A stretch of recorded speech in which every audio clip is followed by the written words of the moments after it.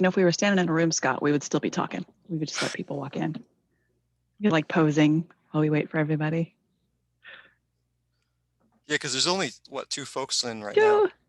Marcy and Shatri. Hi.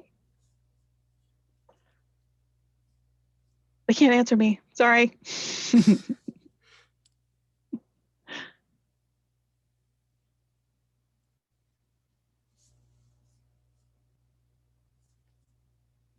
There we go. Good job, Teresa. I see that.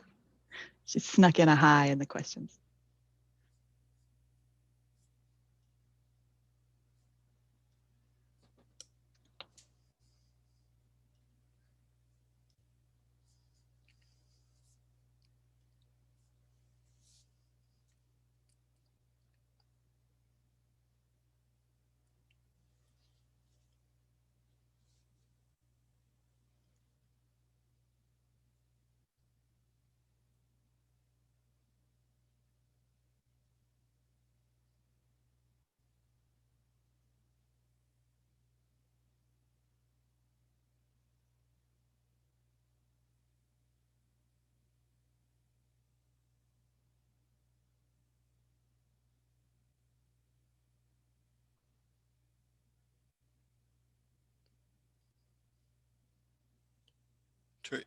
Teresa, do you want to just begin, and the rest of folks will just jump in when they get in?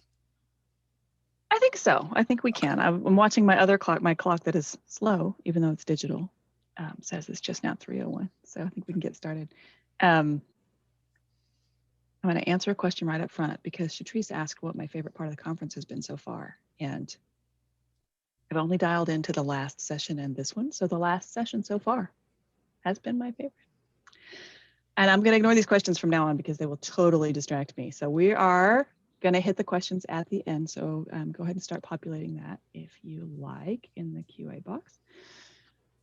And we are going to get started. Hello, everybody. Welcome to the final week of the NIST NICE conference. Thank you for sharing this little bit of time with us today. I know there are some other great sessions happening right now, so I appreciate that you chose this one.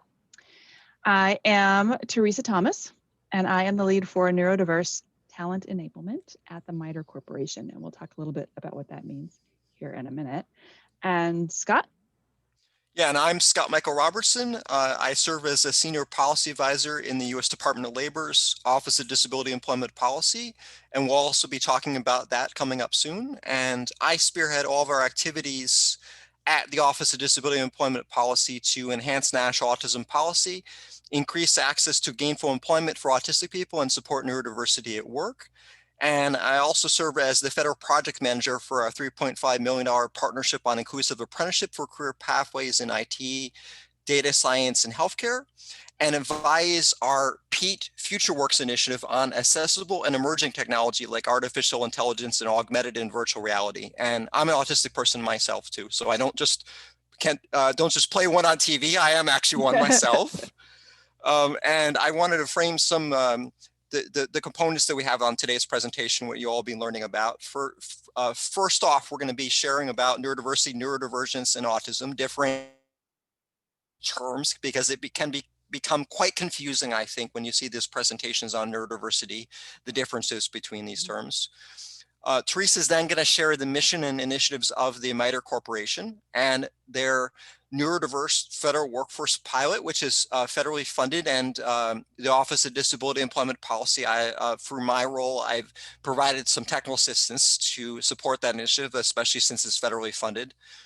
And then it's going to turn back over to me to share the mission initiatives of the U.S. Department of Labor's Office of Disability Employment Policy, ODEP, and describing our activities to increase access to gainful employment for autistic people and other initiatives we have for people with disabilities, and sharing related resources.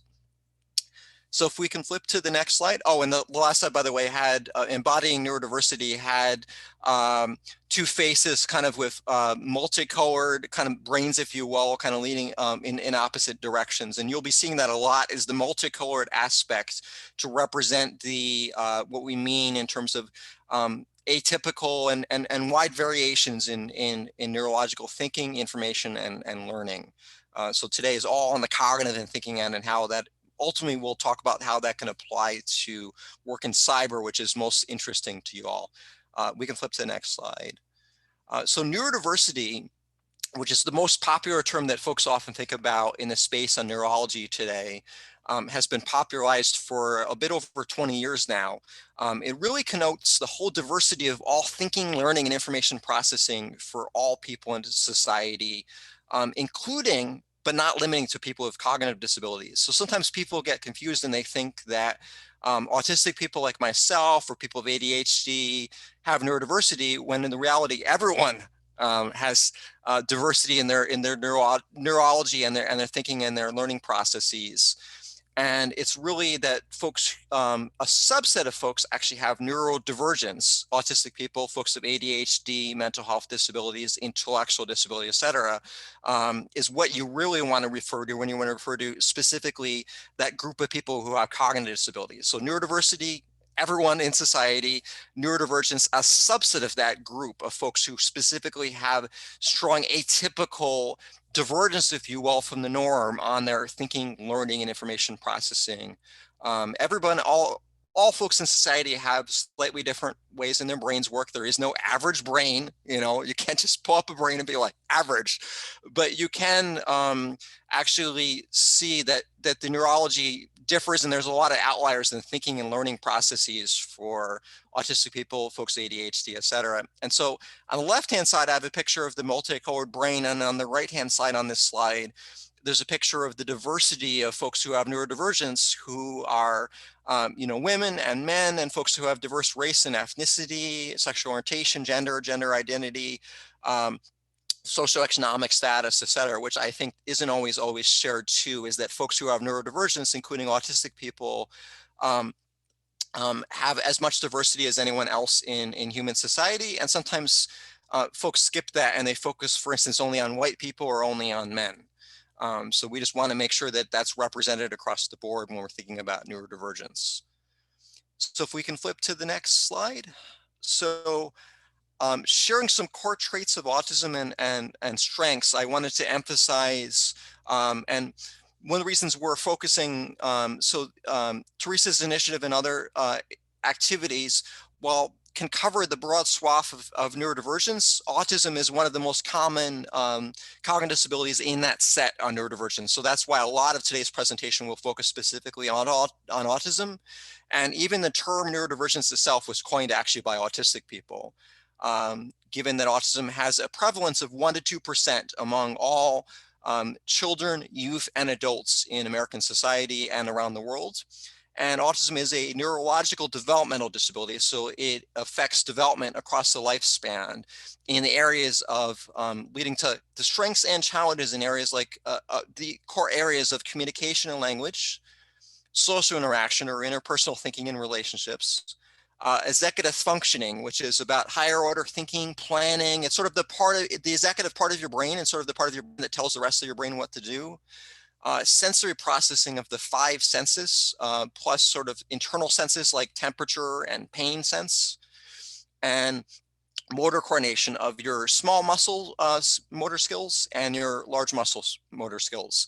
Now, all autistic people are different, so the differences in these areas will vary widely among different folks. So while all folks will have different differences and strengths and challenges in these areas, it's going to vary from person to person. And strengths and talents that folks have may also vary from person to person, although common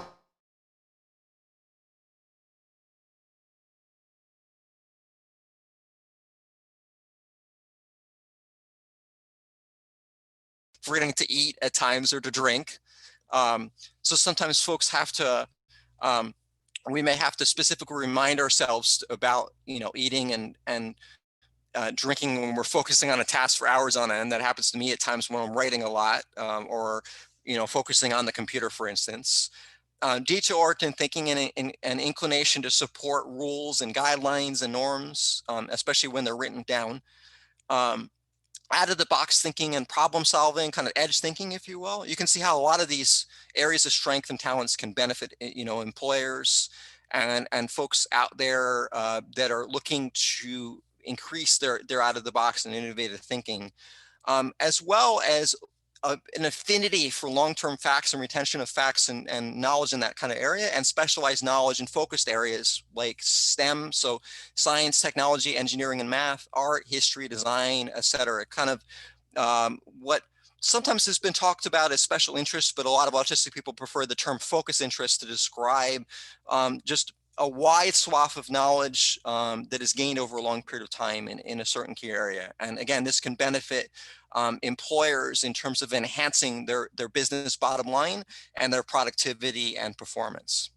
And I also have a picture on here of that says autism. It's not a processing area, it's a different operating system to connote the aspect that autism is not a disorder, it's not dysfunction, it is a disability from the social model of disability standpoint that a lot of barriers in society create challenges for autistic people to live and work. And by creating better opportunities, folks can have a lot to offer in society. And Teresa will be sharing how folks can have a lot to offer at MITRE with the initiative that is federally funded. So if we can flip to the next slide. Now you can take it over, Teresa. All right, so I'm going to talk a little bit about the work we're doing through MITRE, and I'm just going to start with some level setting, who MITRE is. So on the slide, you can see our official who is MITRE verbiage there, but the short version is we're a not-for-profit, and we run research and development centers for our federal sponsors. We run 7 of them, and we touch on some level just about every agency and department out there in the federal government. Our FFRDCs, which is Federally Funded Research and Development Center, we say it like a word, FFRDC. FFRDCs help with everything from developing radar to GPS systems for the Air Force, to helping the VA with electronic medical records, to just a little bit of everything that we do for the federal sponsors. So that is who we are, and that's why we get to sort of sit in this space where we bring some knowledge that we've gained to share with our sponsors. So what are we doing? The Neurodiverse Federal Workforce pilot, we call it the NFW, is a pilot that we're to help foster more neurodiverse hiring within the federal government. So going back to Scott's terminology, we're focusing on neurodivergent hiring, but the purpose is to create a more neurodiverse workforce, because getting those different perspectives helps solve problems.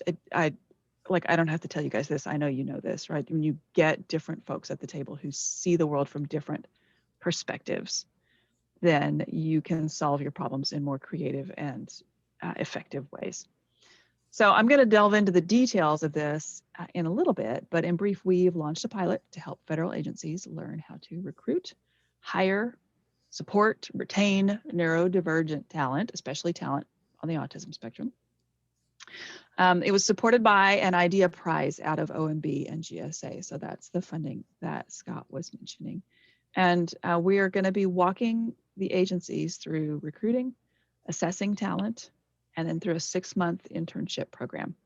And it'll culminate ideally in transitioning the interns to full-time federal employment. And the agencies knew that going in.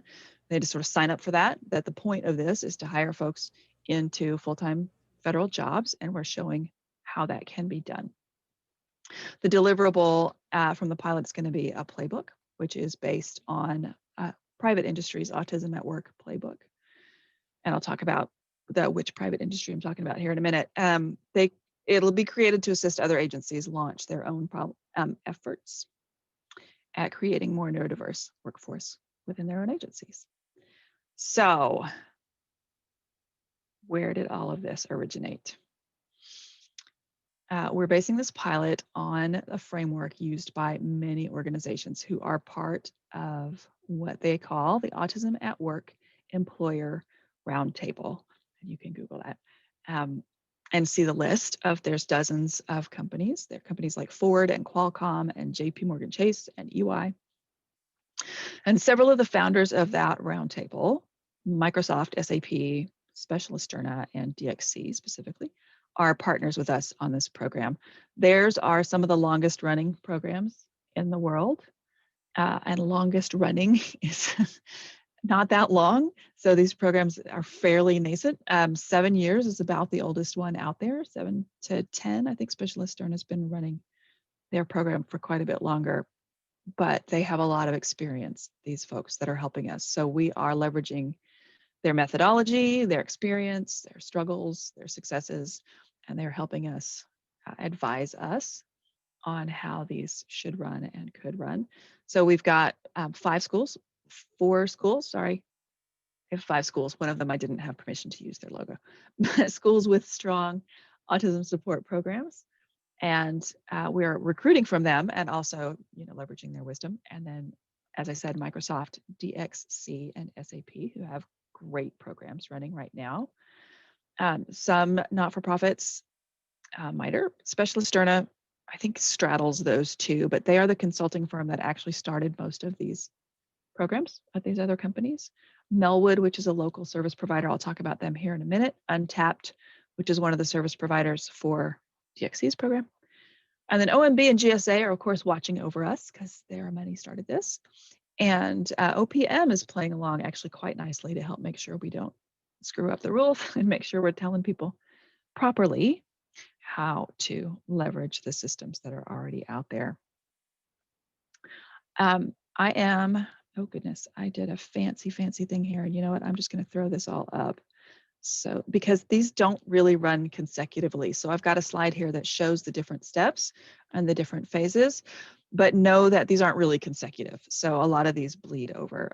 Number one was, of course, find agencies that wanted to participate. And some of you got to experience the joy of that last year at the conference as I was trying to sell some agencies on participating. So you got to hear all about our plans. We have identified 2 agencies that are going to participate. One I can't tell you about. That's my happy blue box there because we don't have all the paperwork signed yet. But the other agency is Geospatial, National Geospatial Intelligence Agency has agreed to participate, and they are on the road. So we've actually got programs starting up with them soon. So I'll tell you that as I go through the steps where all they are. After we identified the agencies, or while we were identifying agencies, as I said, this all merges together. We put out an RFP for a service provider to help us. So a local social service provider who has helped folks with disabilities find jobs. We selected Melwood, who has done this for years in this area and has a lot of federal experience. And of course, we're getting help from these other agencies that have helped the other companies. So they're not on it on their own, but Melwood is the group that's helping us. And what they are doing for us is they are helping recruit candidates. So that's step 2. And they're leveraging all of the schools that we're working with and their own network of folks, job seekers that they know that they've helped with some tech training as well. And they're going to run for us an assessment week. Now I'm calling it a boot camp. Most companies who run this kind of system, everybody calls it something different. They all sort of tweaked it to fit their own org, but ours will be fully remote, of course. It will be a week long. It is going to involve some professional development sessions. So there'll be things like dressing professionally, agency culture, rules of conduct, and a lot of self-knowledge time, understanding yourself and what you need, and then teaching how to self-advocate.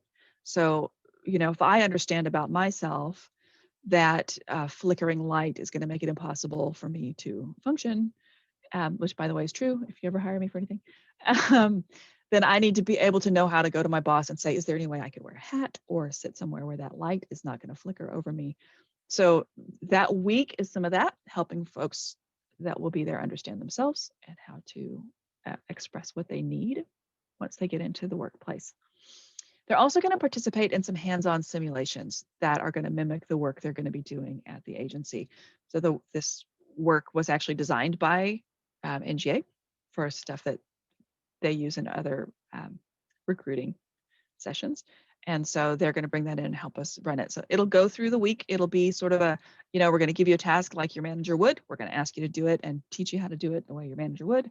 And it gives folks a chance to really show us their technical skills and their adaptability without the traditional interview. This is sort of really key to all of these programs, is the traditional interview can be really difficult. for folks on the spectrum, especially. It can be really difficult. Let's just get that out of the way. But it can be especially difficult for folks on the spectrum because of things like the eye contact can be really difficult for a lot of folks. And that little chit chat, casual, comfortable conversation, that's sort of the key way a lot of us do interviews. That is really, really difficult for folks on the spectrum for lots of different reasons, as many different reasons as there are people. But by taking that out, we give them a chance to really show us what they got. So this is a week of allowing folks to relax into the role, to get to know us, to get to know each other, and to work on a task and show us what they got. And it's going to show us, besides technical skills, it's going to show us adaptability. It's going to show us how well they work in teams. It's going to show how well they self-advocate, and allow them to see if they like the work, and allow us to see what kind of supports they might need once they start the job. So that is key. Next step from that, now we will have a couple of people extra in that. So I think we have 4 roles with NGA. We'll bring 6 people into the boot camp. And the 2 folks that don't make the cut, or usually one will drop out. From what I hear from all these other companies, they will just be like, I don't really like doing this kind of work, and they will self-exclude. And anyone else who doesn't make it will get further help with job placement through Melwood. So we're not leaving anybody high and dry here. While that's going on, so again, these aren't consecutive. We will be training the agencies, coworkers, the managers. We've actually already done that. We've hosted a couple of Autism 101 basics, and some basic management sessions. We'll do a little bit more on interviewing, which is when they will come into that week and get to know the folks, and how to allow folks to show themselves and ask about hard skills questions, and what you might expect and how to accommodate. So that has actually started already and will continue to happen. We're going to also continue to train with on-demand resources. We've got some on-demand training that will be available to folks, and then there will be reach back for the teams and the managers throughout the whole 6 months. Again, we're not trying to build anybody up and then throw them over some fence. So Melwood will be there, and I'll be there, and our team will be there. So if there's ever any questions or problems, or just they want help trying to do things better, we will be there hand-holding the whole 6 months. And that goes for both. That will be number 5. That will also be available for the participants. So for that whole 6 months, they will have access to job coaches from Melwood, some software that helps with that executive functioning Scott was talking about, which is also important for us who are ADHD, just trying to keep track of what comes next. And then they'll also have monthly professional development sessions, which will sort of continue that learning that we started during that week. And those sessions give us a chance to really touch base and find out how they're doing, and let them sort of step out of their workspace and be able to talk about what's going on, and what might need to change, or what's going really well. So throughout that entire program, this number 6 here will be building that playbook. And so we are doing a lot of writing now. We will continue to do a lot of writing. We will be weaving in lessons learned, and that playbook, based on the original, which you can find if you Google Autism at Work Playbook. It's a free download.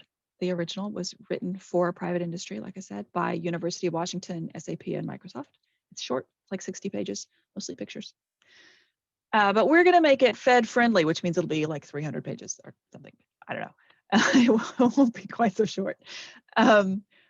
It's going to include, though, things that you really need to know if you're trying to start a program in a federal agency. So it'll be, clearances, special hiring authorities, and some of the stuff Scott's going to talk about now, which are the things that you can access to help you that are available right now for you. So that will be coming out. Anybody will be able to pick that up. And of course, we're around for any questions or any help for anybody.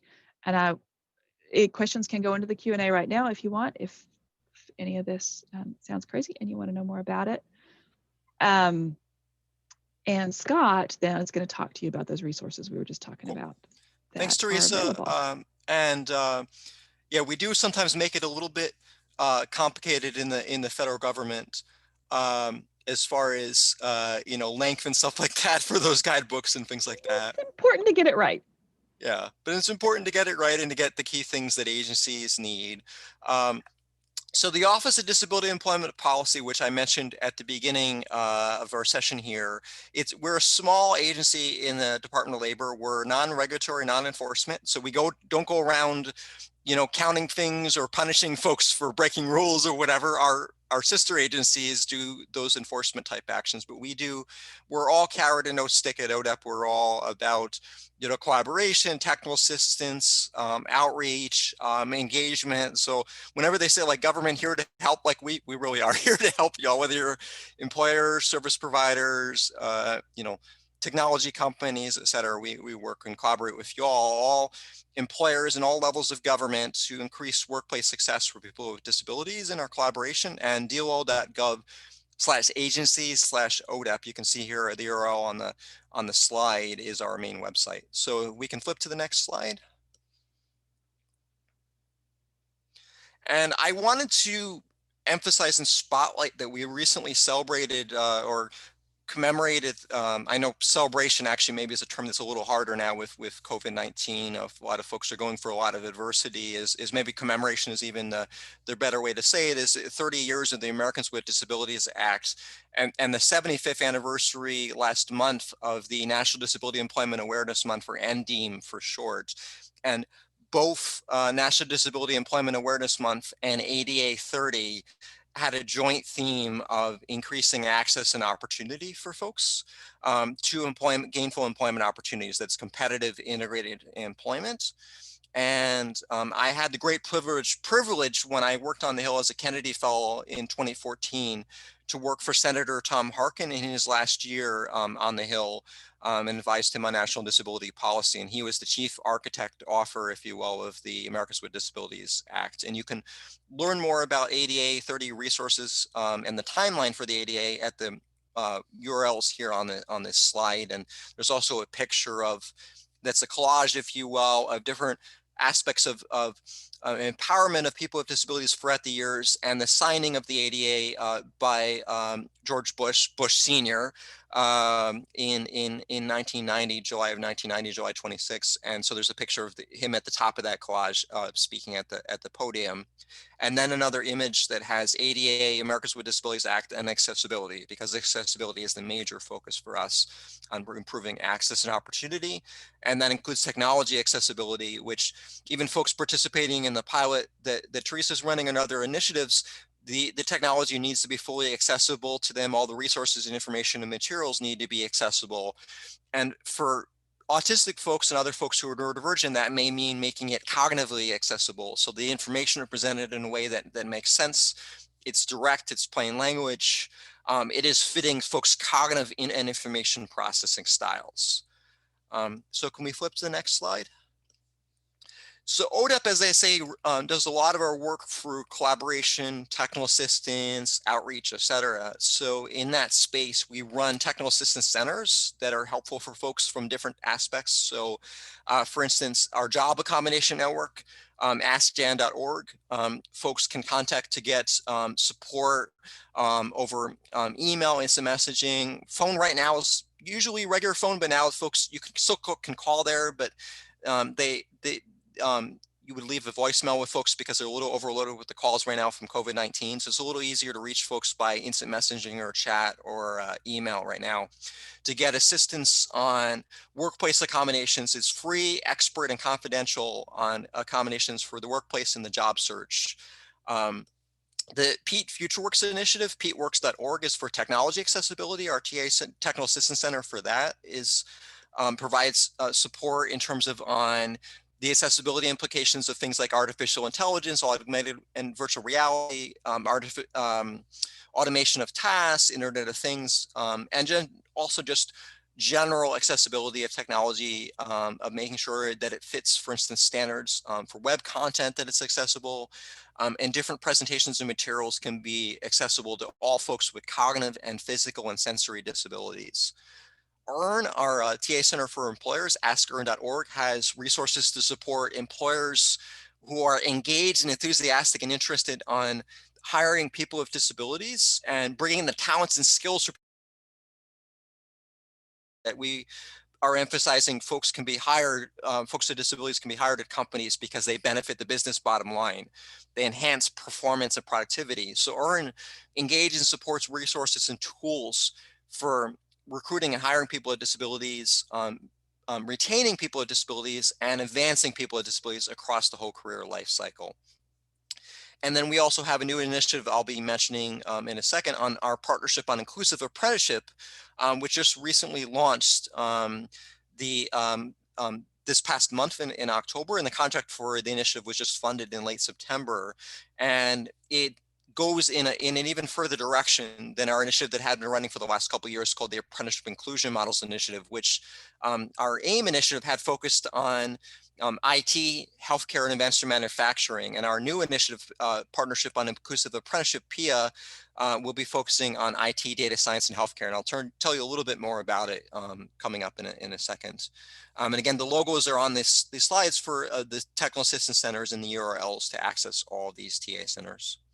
So if we can flip to the next slide, I can share a little bit more about the Partnership on Inclusive Apprenticeship, which, as I say, launched in October to drive and enhance policy and practices, supporting inclusive apprenticeship for engagement and what we call apprenticeship intermediate organizations that support access to inclusive apprenticeship, which is, by apprenticeship, I mean on-the-job training and related technical instruction that supports an actual career pathway. You get a credential through it. You're typically paid. You don't accumulate debt. And it does relate to our current topic because of the fact that neurodivergent folks and other people with disabilities can access inclusive apprenticeship to get greater opportunities in their careers long term without accumulating debt, and can gain access for inclusive apprenticeship to these, as they say, high growth, high demand fields like IT, data science, healthcare. And so our PIA initiative is going to be $3.5 million at least for 2 years. We also have a couple of option years that haven't been funded yet. And we also have almost $600,000 evaluation project going on at the same time that is a formative or process evaluation on how we're developing PIA and making sure that we're asking the right questions for the initiative. PIA will be emphasizing high skilled, as they say, well-paying career pathways in these high growth, high demand industries, and will incorporate eventually a community of practice, intensive technical assistance to organizations, these intermediate organizations that support inclusive apprenticeship in these fields, and a policy brief series. I wish I had a website also to share with you. Coming soon, so stay tuned. Go to ODEP's site and that I mentioned earlier, DOL.gov/agency/ODEP. You'll eventually see a PIA site linked from there. Probably maybe in the next several weeks or month or two is probably likely when we may launch the PIA website. And then I also have some pictures here at the bottom on folks working in this IT and data science and cybersecurity, for instance, areas, and healthcare. Obviously, healthcare also being a big focus right now. Health informatics, for instance, right now with the COVID-19 pandemic and the impact therein. So if we can flip to the next slide, I can share a little bit more about autism focuses at ODEP. Beyond some of these other areas that I've shared more broadly, what we do as activities, we are guided by federal law and policy and practices to enhance access to opportunities for autistic people, including children, youth, and adults. So the Autism Cares Act of 2019, I'm not going to spell it all out because it's a long tongue twister of words, but is basically the guiding statute that supports and prioritizes opportunities for autistic people, so people on the autism spectrum across the whole life course, from children all the way through adulthood. It authorizes almost $300 million in annual federal funding for autism research, centers, training, other related activities, and also as representation from the U.S. Department of Labor and other federal agencies to the Interagency Autism Coordinating Committee. So historically, that Federal Advisory Committee on Autism had focused more singularly just on research and had included Health and Human Services, so the U.S. Department of Health and Human Services, the Department of Education, the Department of Defense, because they have a lot of support for autistic people, for instance, in their TRICARE program and their model demonstration project for autism there.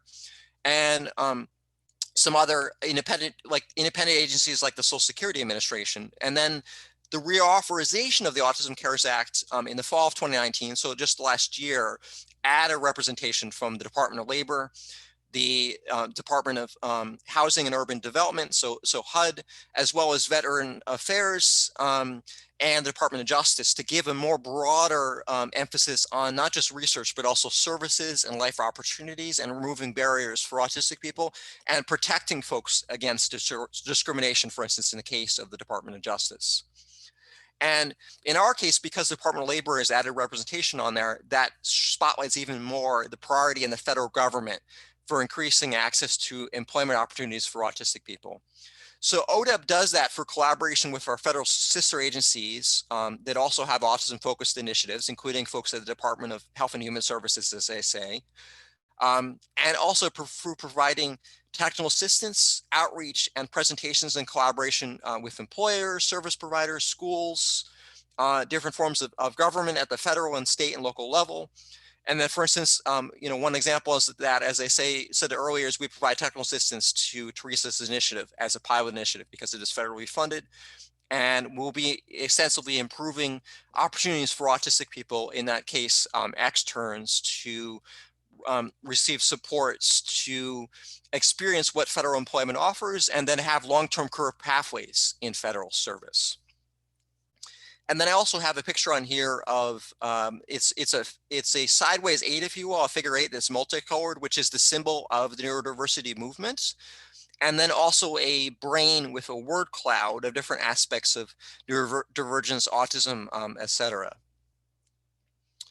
So if we flip to the next slide, I can tell you a little bit more also about some other related autism initiatives that DOL has pursued in recent years.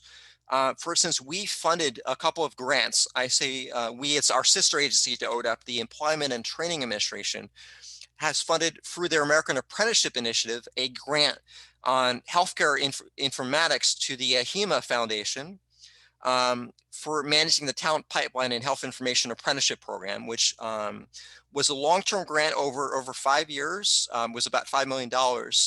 And while it was focused on supporting access to inclusive apprenticeship for people broadly, it did include a track for people on the autism spectrum in medical coding, which is a major part of health informatics right now.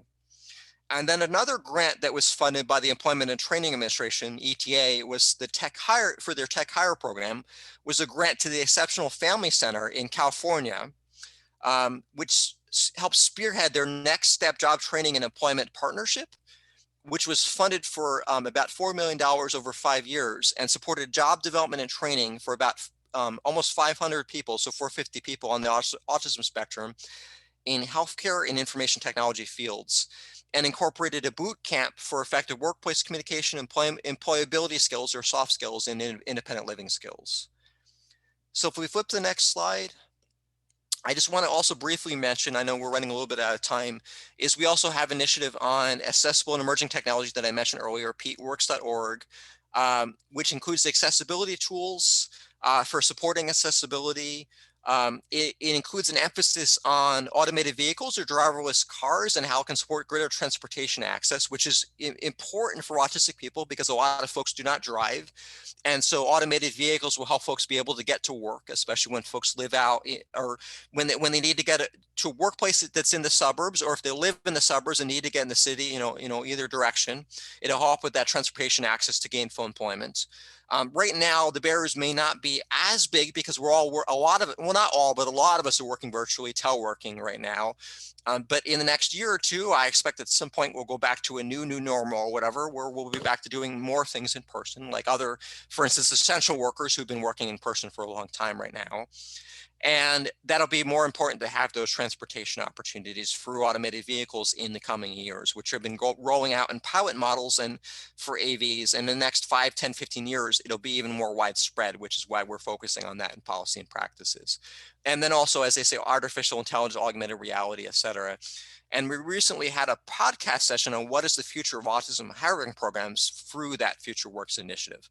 And the URL for that podcast is there on this slide, as well as there's a picture there that's a screenshot, if you will, of peteworks.org, the site, where it emphasizes our accessibility playbook for emerging technology initiatives. and the logo of Pete, building a future that works for everybody. So if we can flip to the next slide, I just also want to briefly mention that ODEP provides resources on autism and employment, including a topic resource webpage, which has information for employers, service providers, youth and young adults who are job seekers. Job seekers are just across the board in any stage of adult life. And any other folks who are interested in autism can access that webpage at dol.gov/agency/ODEP/topic/autism, as well as our job accommodation network, askjan.org, has resources on both accommodation for autism in the workplace accommodations and supports, and interviewing tips for job seekers on the autism spectrum. Yes, interviews are hard. The interviewing process, I should say, is hard for autistic people. It was very hard for me, and I just barely was able to navigate that. And now we're being a lot more creative in how we approach that, but mostly across the world in terms of the world of the workplace and jobs and entering workplaces, we're still very reliant on interviews often. So sometimes it's on the hat of autistic people to empower and prepare and go for mock interviews, et cetera, and learn from tips and rules of thumb of how to prepare for interviews. And so you can access those two URLs also for the job accommodation network for accommodations and supports and interviewing tips. If we flip to the next slide. I just also wanted to mention, we briefly also have presented on a webinar that NICE had before this conference 3 years ago on autism and cybersecurity. So you can access the video for that webinar at the URL on this slide, as well as the PowerPoint slides for that webinar on this slide as well. And there's just a picture in here of the video presentation we had at the time that was on that webinar by Deputy Assistant Secretary Jennifer Sheehy, who heads ODEP, the Office of Disability Employment Policy. So if we flip to the next slide, and then it just has the email addresses for Teresa and myself, robertson.scott.m@dol.gov and tdthomas@mitre.org. So now we have a few minutes for questions. Do we have either any questions already in the Q&A, or do folks want to type in any questions in the chat box or in the Q&A right now?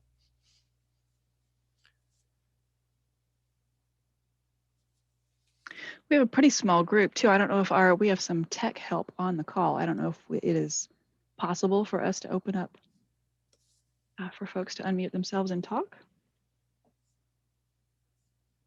Or if any folks want to type in right now, if not, oh, here we go. Here's a question from Brandy Harris. Okay, has a question. There's also a question above that too.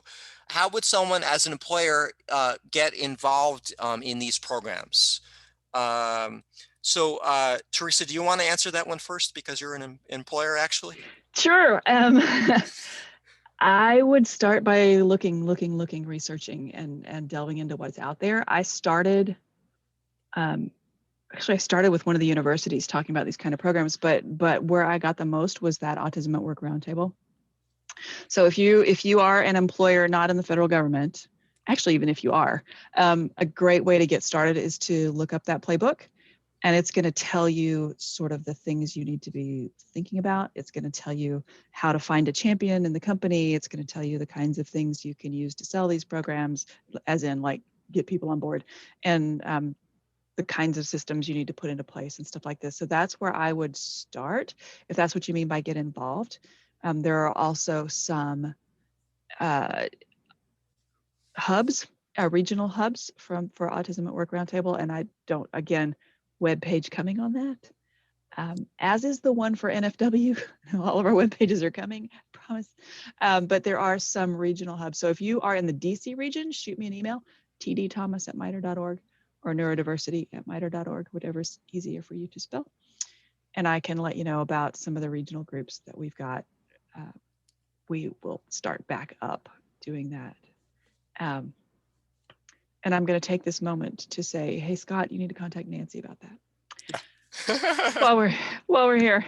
Yeah, and I want to also add to what Teresa had about and we're about to just end in a second, is that we have resources for employers also at askern.org. So I just want to put in a plug that I mentioned earlier, our TA Center, our employers. So if you're an employer, please connect with there. It also mentions things on neurodiversity, neurodivergence, and autism are also spotlighted.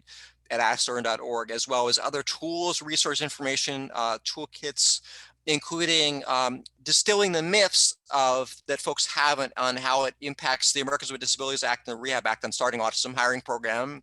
That you can do that. You can take affirmative action to hire autistic people. That doesn't break any laws or rules or whatever to start one. And there's a brief on that and other discussions on. So again, go to asklearn.org to find more information for employers. And so, Brandy, I just shot you a note because you were saying that you're located at Grand Canyon University. Just shoot me an email. This is my full-time job, and Scott's too, more or less. So we love to answer questions. So reach out anytime, and Brandy, I can help you get connected. I think out in your area, I can find you some folks to help,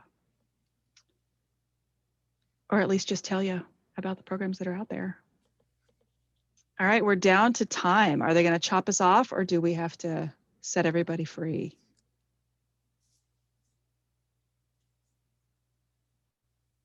I keep getting flashes here. What does it say in the chat window? All right. He said just say bye. bye. So thanks you all, and stay safe and well. And thank you for participating in this conference, and enjoy the rest, which is, I think, one other slate of breakouts, I think, is at the end today for this nice conference 2020. So thank you for participating in attending today's session. Thanks, everybody. Thanks, everybody. Bye.